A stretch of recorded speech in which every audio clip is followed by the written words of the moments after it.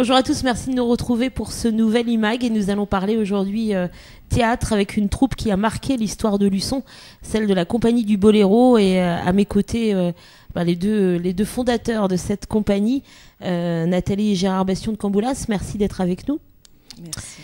Alors, avec plaisir. On va parler de cette troupe parce que vous lancez un avis de recherche. On va expliquer dans un instant pourquoi. Avant toute chose, puisque la troupe fête ses 20 ans, on va revenir donc 20 ans en arrière. Comment est né le Boléro et pourquoi ? Le Boléro n'est pas né en Vendée, il est né ailleurs, mais nous l'avons très rapidement amené en Vendée. Et nous avons passé 20 ans en Vendée, et pendant ces 20 ans, le Conseil général a eu un regard très favorable à notre travail qui est avant tout un travail pédagogique. Et avant d'arriver sur Luçon, nous étions bien sûr dans d'autres villes de Vendée, mais très rapidement, nous sommes arrivés en 96 sur Luçon, où nous avons créé un lieu, un théâtre, et surtout où nous avons démarré des ateliers dans les établissements scolaires.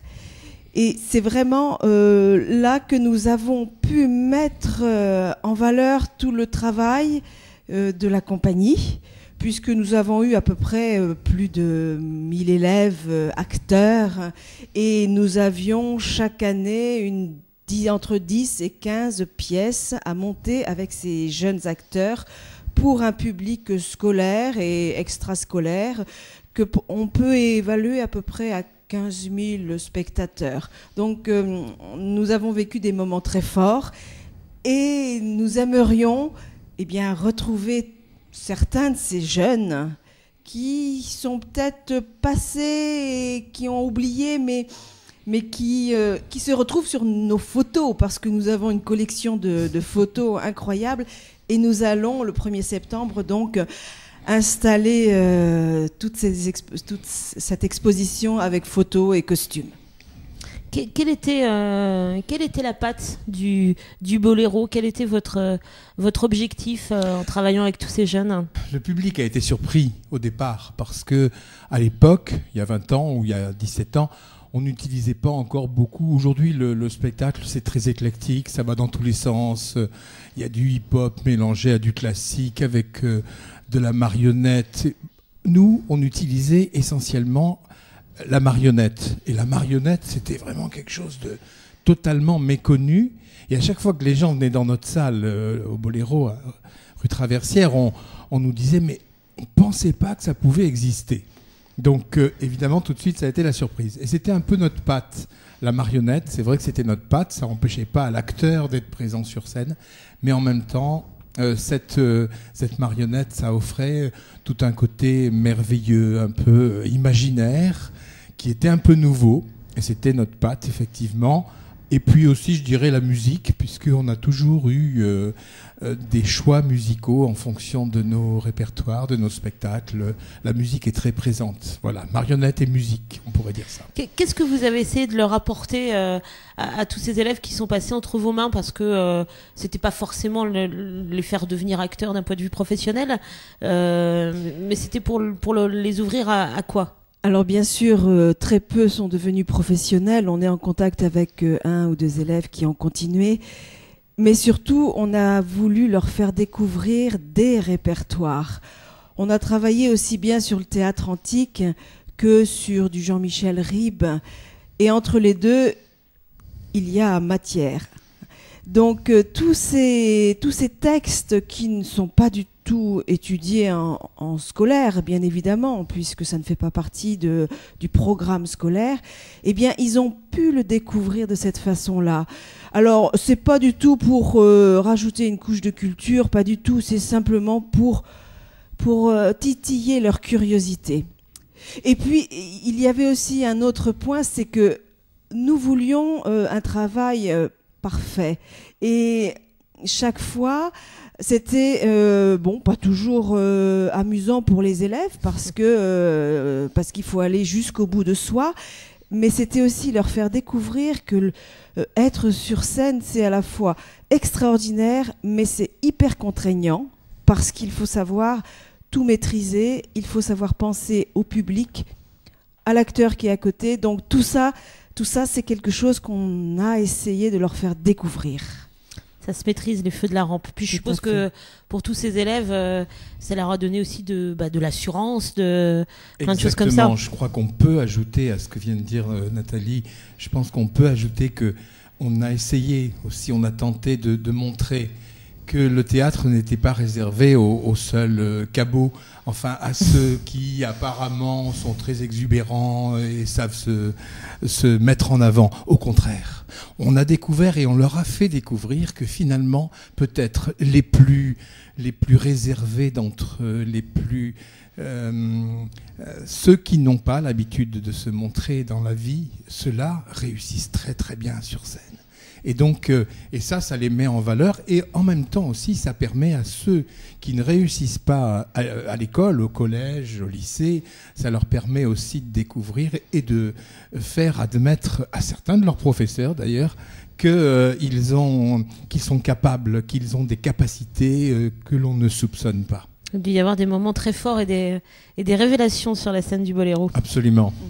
Il y a c'est difficile en 20 ans, il y a des moments... comme ça, là, si je vous demandais d'en sortir un ou deux de votre mémoire qui vous ont marqué, qui vous ont ému, en tout cas que vous mettez en avant. Il y a une pièce sur laquelle on ne pensait pas du tout que ça fonctionnerait. C'est Fanny et Marius et Fanny. C'est quelque chose de vieux, de poussiéreux. Et alors là, on a eu des jeunes acteurs qui se sont vraiment révélés, qui ont vécu cette histoire, qui est vraiment pas une histoire marrante, ni de notre époque. Ni moderne, ouais.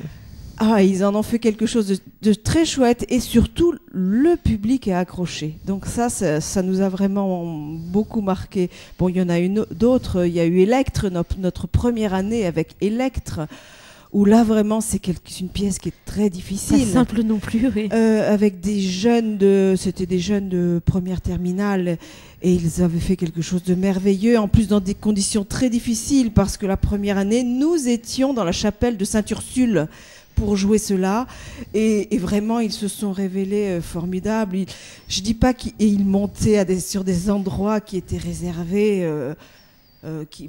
Cette chapelle était bien sûr ne servait plus, mais les élèves se sont permis des choses que nous n'aurions plus la possibilité de faire maintenant. C'était extraordinaire, oui. Mais justement, les lieux sont importants parce que on était un peu précurseurs, on peut le dire, dans la mesure où, par exemple, on a utilisé le cloître plusieurs années de suite pour monter Antigone, Shakespeare, des choses tout à fait inattendues dans ce lieu, formidable, qui prenait vraiment des proportions exemplaires, quoi. C'était vraiment très intéressant.